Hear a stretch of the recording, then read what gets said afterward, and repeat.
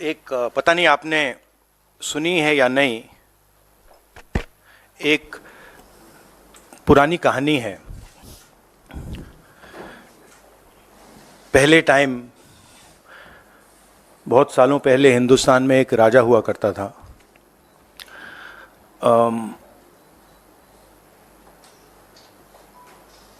उसके खिलाफ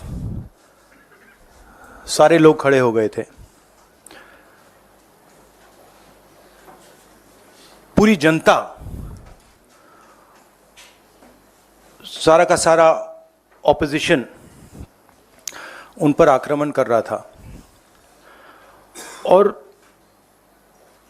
वो टेफ्लॉन जैसे थे। उन पर जितना भी आक्रमण करो कुछ होता नहीं था। तो थोड़े साल बाद जो ऑपोजिशन के लोग थे, जो उसको रेजिस्ट कर रहे थे, वो बाहर एक ऋषि बैठा रहता था, उसके पास गए। उसने कहा कि बताइए, हमें बात समझ नहीं आ रही है। हम इस राजा पर 24 घंटा आक्रमण करते हैं, जनता इसके खिलाफ है, कुछ होता ही नहीं है। जितना हम इस पे आक्रमण करते हैं ऐसा लगता है कि हम गलत जगह तीर मार रहे हैं। तो ऋषि ने कहा, वो काफी नॉलेजेबल था, तो उसने कहा देखिए, एक्चुअली बात क्या है, ये जो राजा है इसकी आत्मा इसके अंदर नहीं है। इसकी आत्मा वहां पे पीछे एक छोटा सा घर है, वहां पे एक पिंजड़े में एक तोता बैठा है। इसकी जो आत्मा है ना, वो उस तोते के अंदर है। उस तोते को जाके आप पकड़ लीजिए, राजा खत्म हो जाएगा। बहुत इंटरेस्टिंग कहानी है, क्योंकि नरेंद्र मोदी जी की आत्मा अदानी में है। तोता कहीं बैठा है, राजा कहीं बैठा है, और बहुत समय के लिए सारी की सारी ऑपोजिशन राजे पे अटैक कर रही थी। मगर असलियत यह है कि राजा राजा ही नहीं है, पावर किसी और के हाथ में है, अदानी जी के हाथ में है। जैसे ही हम अदानी जी को टच करते हैं, इंटेलिजेंस एजेंसीज, स्नूपिंग, सीबीआई। मैं पहले सोचता था number 1 prime minister, number 2 Adani, number 3 Amit Shah. Actually ये गलत है। Number 1 Adani, number 2 prime minister, number 3 Amit Shah. अब हिंदुस्तान की पॉलिटिक्स हमें समझ आ गई है, और अदानी जी बच के नहीं निकल सकते, क्योंकि अदानी जी को हमने ऐसे घेरा है, तोते को हमने ऐसा पकड़ा है कि वो बच के नहीं निकल सकता है। और इसीलिए सारा का सारा हो रहा है डिस्ट्रैक्शन पॉलिटिक्स, कि देश की निगाह, ऑपोजिशन की निगाह पिंजरे में बैठा हुआ तोते की ओर ना चले जाए। तो हमें काफी क्लैरिटी है। आप देखिए, पूरे ऑपोजिशन के खिलाफ यहां पे एप्पल का नोटिस आता है। मैंने इसको थोड़ा आपके लिए बड़ा करके दिखाया है। देखिए, अच्छी तरह देखिए, ये तोते का काम है, राइट? इसमें लिखा है, Apple believes you are being targeted by state sponsored attackers who are trying to remotely compromise the iPhone associated with your Apple ID. अब ये मेरे ऑफिस में सब लोगों को मिला है, वेणुगोपाल जी को मिला है, कांग्रेस पार्टी में लिस्ट बनी हुई है, पवन खेड़ा, सुप्रिया, सीताराम येचुरी, अखिलेश यादव, प्रियंका चतुर्वेदी, महुआ मोइत्रा, राघव चड्ढा, टीएस सिंहदेव, लिस्ट है। और ये सारे के सारे किसी ना किसी तरीके से इस मामले में इन्वॉल्व है। और देश के युवाओं को मैं समझाना चाहता हूं, बताना चाहता हूं यहां हो क्या रहा है।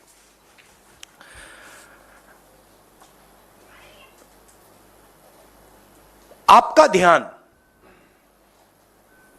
कभी इधर ले जाते हैं, कभी उधर ले जाते हैं, कभी इधर ले जाते हैं। आपके दिल के अंदर गुस्सा पैदा करते हैं,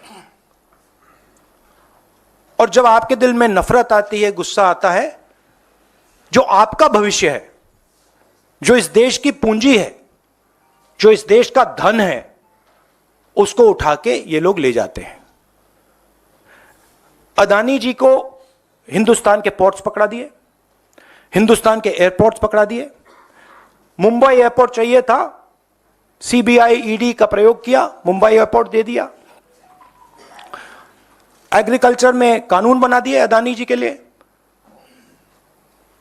फूड ग्रेन्स की स्टोरेज उनके हाथ में, इंफ्रास्ट्रक्चर उनके हाथ में, आप सड़कों पे चलते हो, सीमेंट उनके हाथ में। तो पूरा का पूरा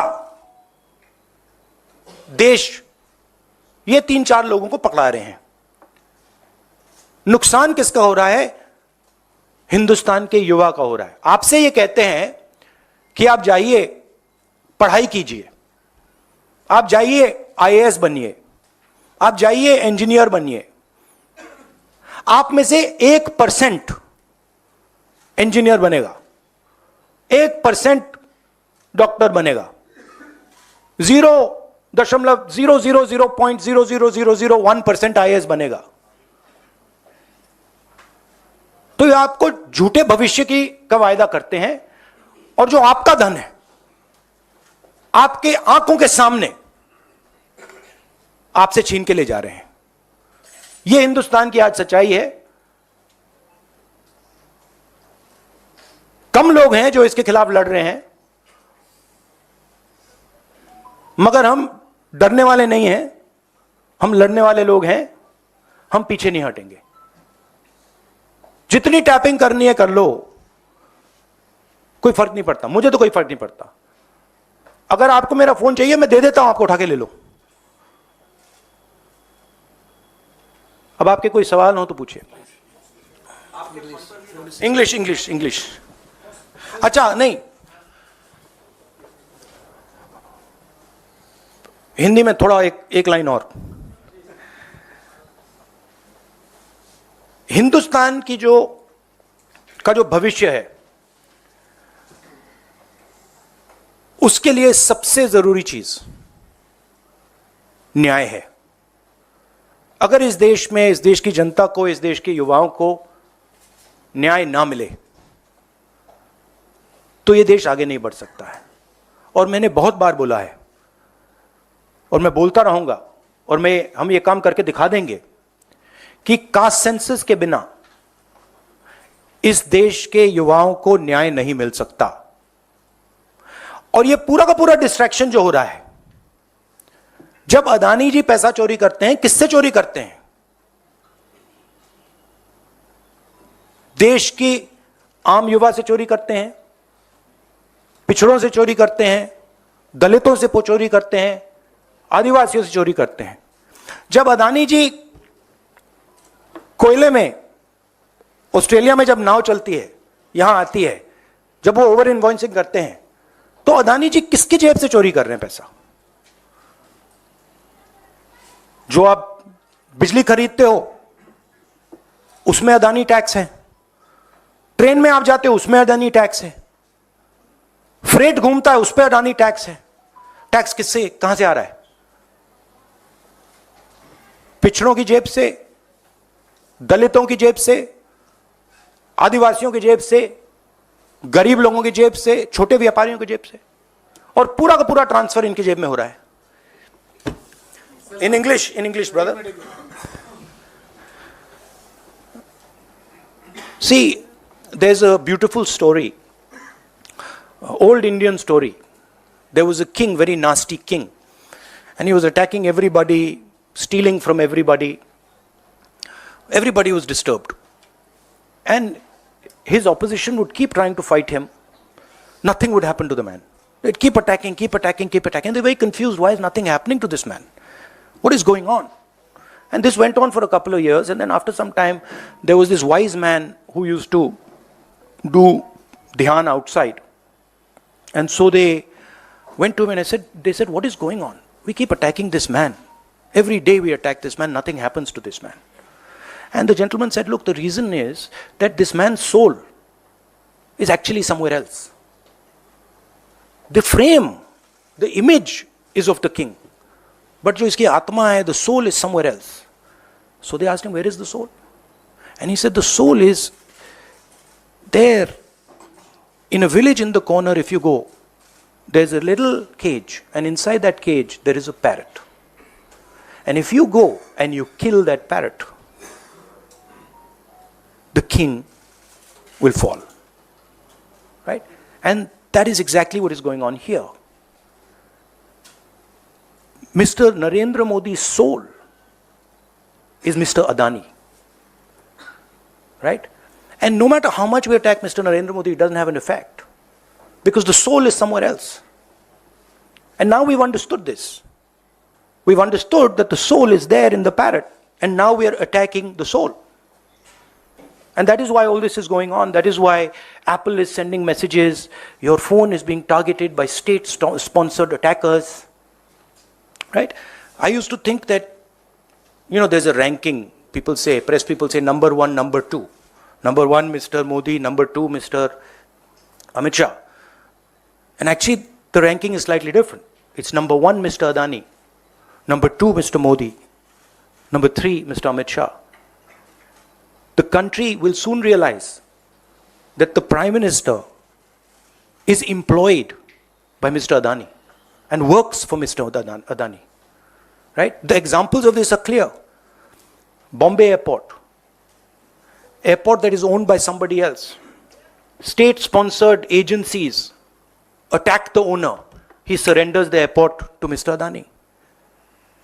Mr. Adani is over-invoicing coal from Australia. It leaves Australia, it arrives in India, the prices doubled.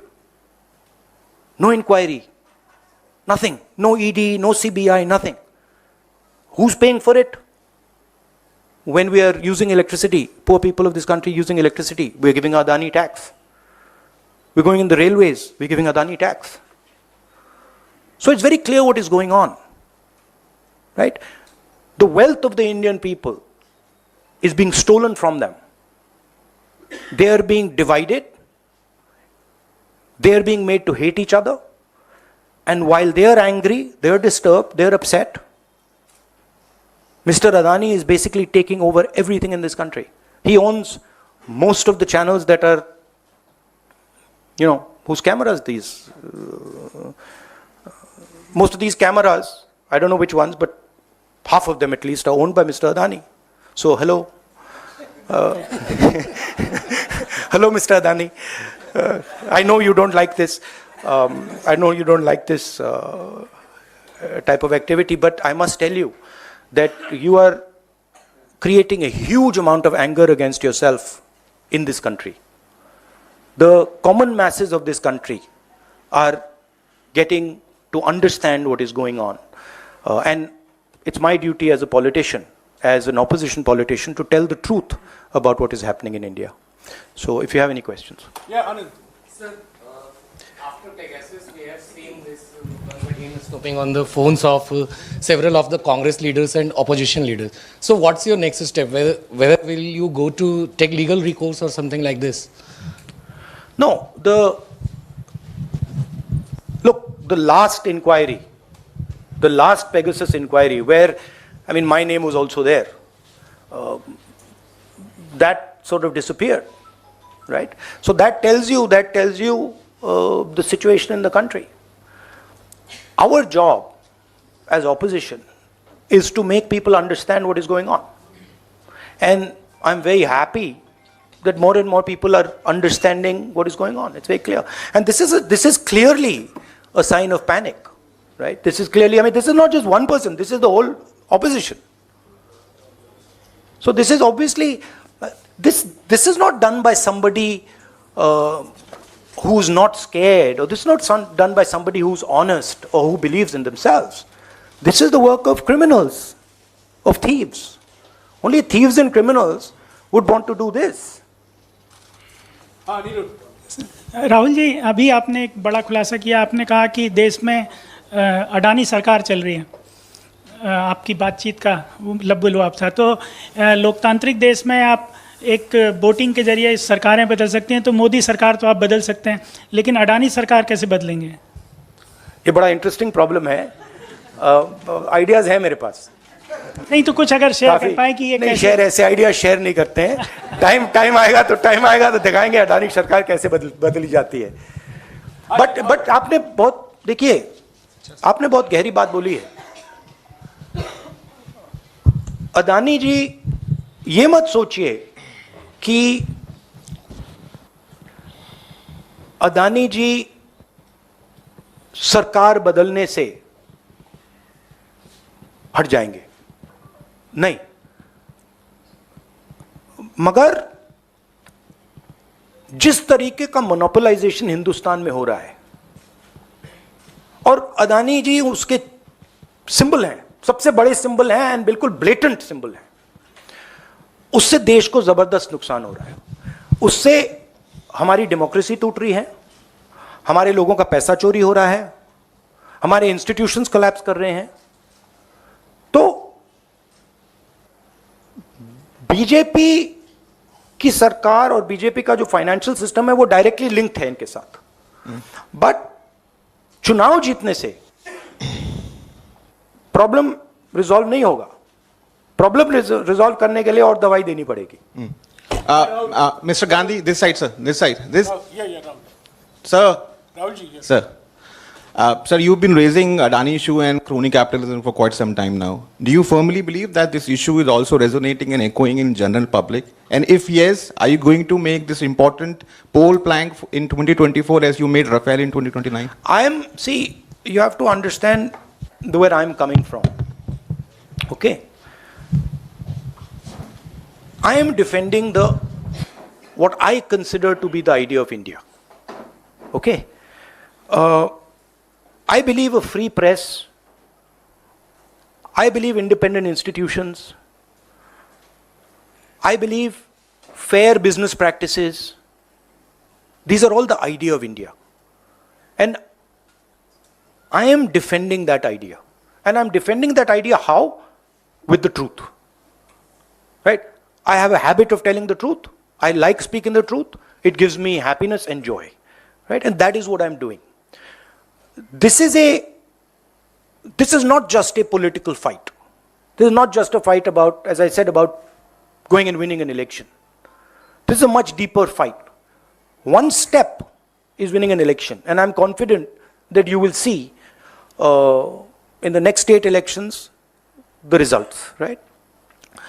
But it is a deeper problem. We were enslaved. Please remember, all the young people in this country, please remember, we were enslaved by a monopoly. We became slaves of a monopoly. It was called the East India Company. It was a foreign monopoly. It had partners in India. And we are being enslaved by a monopoly again. So we are fighting actually for the independence of this country. Many people are not realizing this right now. You will come to realize it. But what is going on is a continuation of the freedom struggle, the fight against monopoly capital which made our country into a slave country. Yeah, Ajay.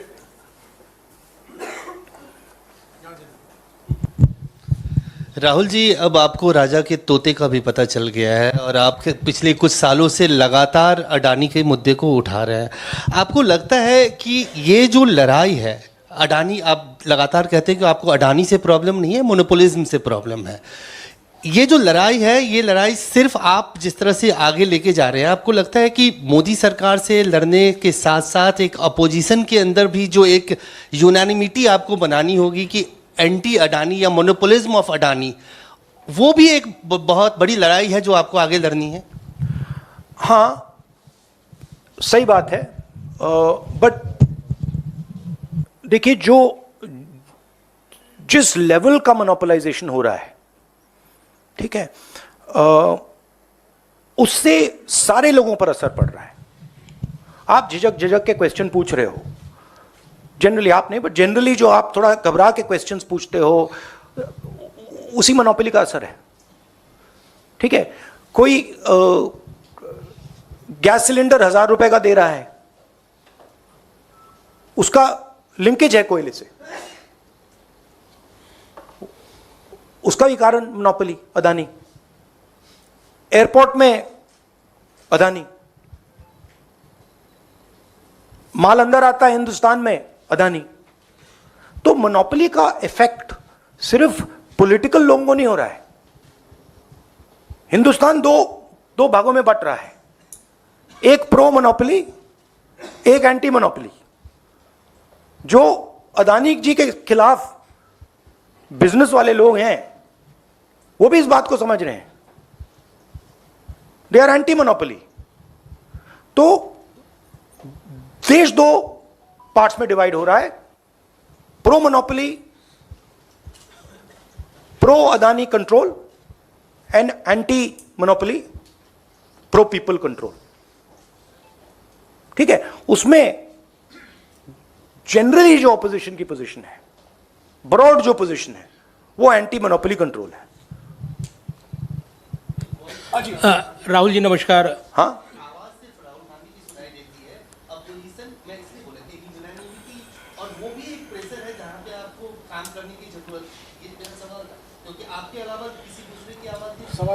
वो तो नहीं, वो तो है, दूसरों की आवाज है।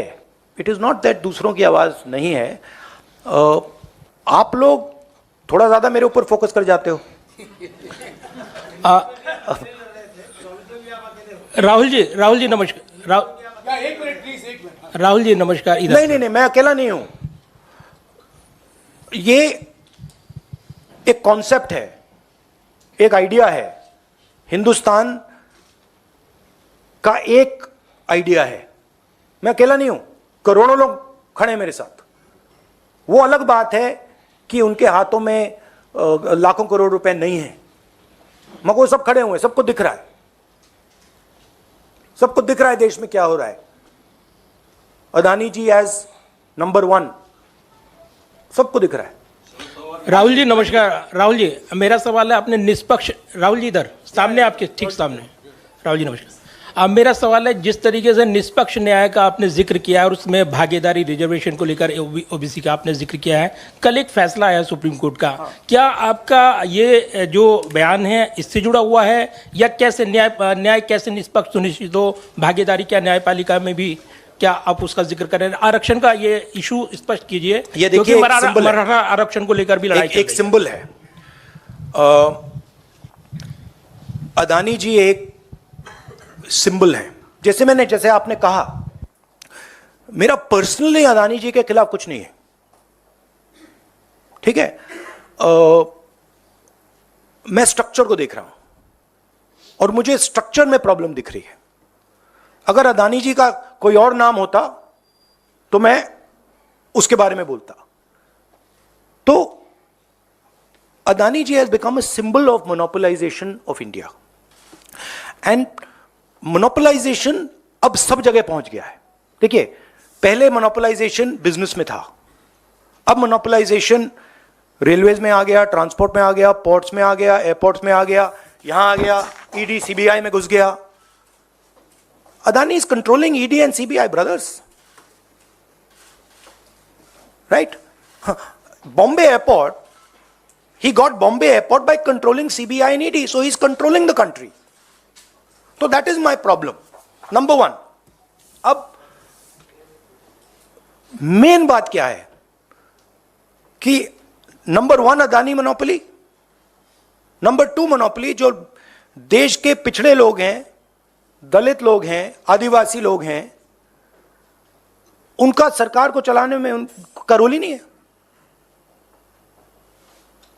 मैंने उस दिन आपसे पूछ दिया, शायद पूछना नहीं था, बट इसमें इस कमरे में कितने पिछड़े लोग बैठे हैं? नहीं, अब आप बैठ गए, आए हो, पता नहीं स्पेशल इनवाइट, बट एक, ठीक है, आप एक हो ना, ठीक है। आपकी आबादी कितनी है हिंदुस्तान में? कितनी होगी? ओके, अब आप देखिए, आप हैं रिपोर्टर्स। अब आप मुझे बताइए, इंडिया के जो टॉप मीडिया कंपनीज हैं जो आपको कंट्रोल करती हैं, उनमें से ओबीसी सीईओज कितने हैं? दलित सीईओज कितने हैं? आदिवासी सीईओज कितने हैं? ओनर्स कितने हैं? जीरो। अब this is a huge problem for the country. This is another type of monopoly. So these two monopolies are connected. Adani's monopoly and caste census are directly connected. And what I'm trying to do is show the connection to the people of India.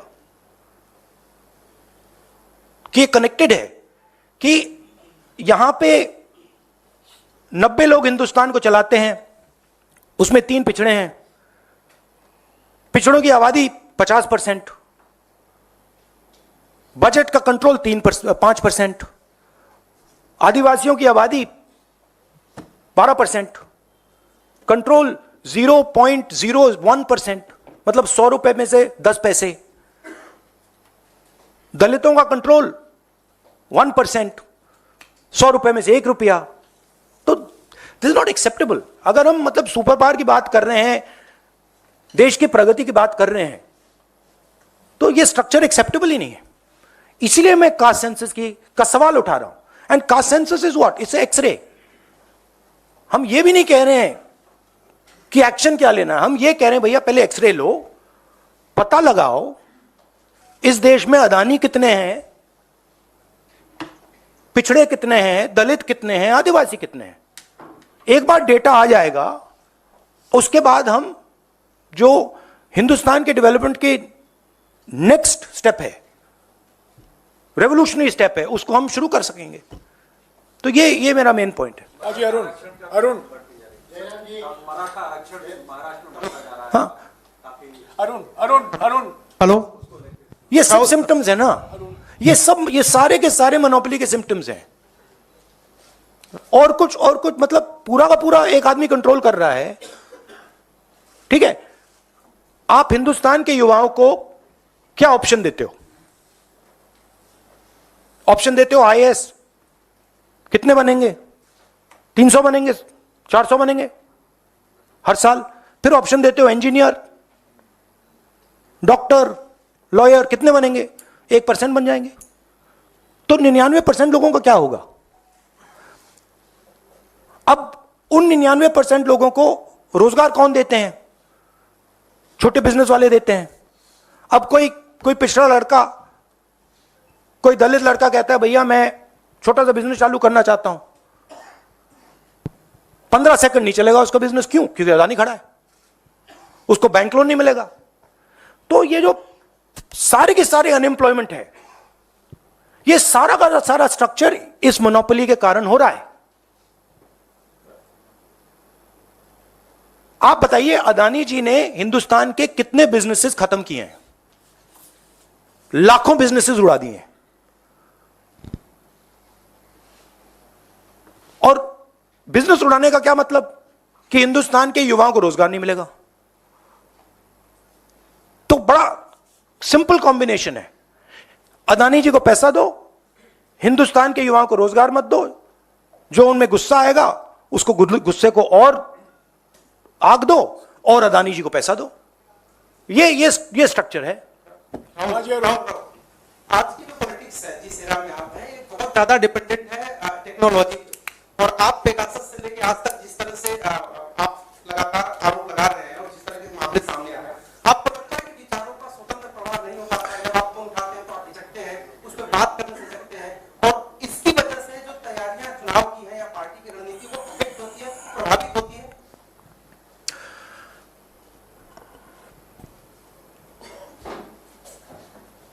देखिए, एक level पे होता है, एक level पे हमें media की ज़रूरत है, हमें सेल फोन की ज़रूरत है, मेरा मतलब YouTube चैनल है मेरा, उसको बंद कर रखा है, मतलब सप्रेस कर रखा है, मेरे ट्विटर को सप्रेस कर रखा है, फेसबुक को सप्रेस कर रखा है, हम सब जानते हैं। आपको आंकड़े चाहिए हम दे देंगे। एक लेवल पे ये है, बट दूसरी लेवल पे क्या होता है, जब ये सारे रास्ते बंद हो जाते हैं तो फिर हमें इनोवेट करने की जरूरत होती है और फिर सचमुच की राजनीति शुरू होती है। मतलब ये लोग सोचते हैं कि भैया हम टेक्नोलॉजी को कंट्रोल करके हिंदुस्तान के युवाओं के अंदर जो दर्द है उसको कंट्रोल कर लेंगे। वो नहीं आएगा हाथ। हम अडेप्ट कर रहे हैं। भारत जोड़ो इसका एक बहुत अच्छा उदाहरण है। उसमें कोई टेक्नोलॉजी की जरूरत नहीं है। आप पूरी टेक्नोलॉजी बंद कर दो, बंद की इन्होंने, पूरा मतलब दम लगा दिया, कोई फर्क नहीं पड़ता। तो एक्चुअली जिस लेवल पे हम पहुंच गए हैं, मुझे लग रहा है, बड़ी इंटरेस्टिंग बात है, मुझे लग रहा है कि पुराने औजार ज्यादा बेनिफिशियल हैं, ज्यादा इफेक्टिव हैं और हम इनको पुराने औजारों से ही मारेंगे। अब देख लेना, एंड में ये पुराना औजार, सबसे पुराना औजार कौन सा है? सच्चाई है। उसी से हम इनको पकड़ के, आखिरी सवाल संजीव, कोई भाग नहीं सकता। The last time, this issue, the issue of snooping came up was last year, when the Pegasus issue had come up and the entire monsoon session of parliament had been washed away. Now this time again this issue has come up. So how are you going to strengthen the voice against this issue and whether it is going to die down again? And what you plan to do going forward, whether you're going to move the court or go to the people or how? No, we are, as I've been saying, we have moved. Our political system has moved, right? It started in 2014. I would in fact say it started, in 2014. I would say that the concept started in Gujarat in 2002, and then the concept evolved and the concept spread, the idea spread from Gujarat, which was pure monopoly, to the rest of India. We have now entered a different politics, where the old tools and structures don't work. Look,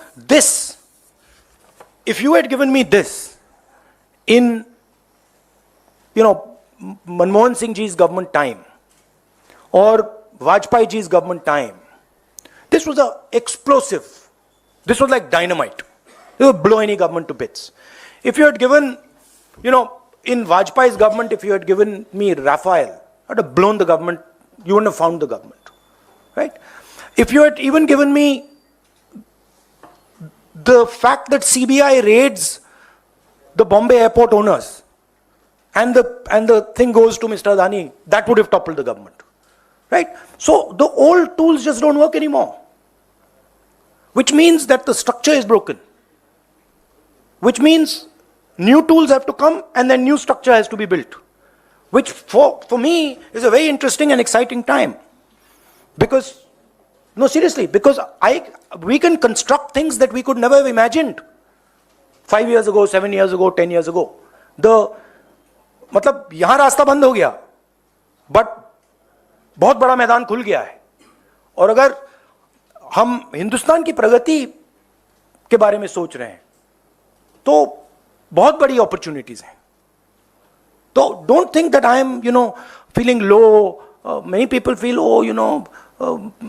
very upset, BJP. No. I am very, very happy, optimistic that our beautiful country is continuing its tradition, continuing its journey, and is going to open an entirely new chapter.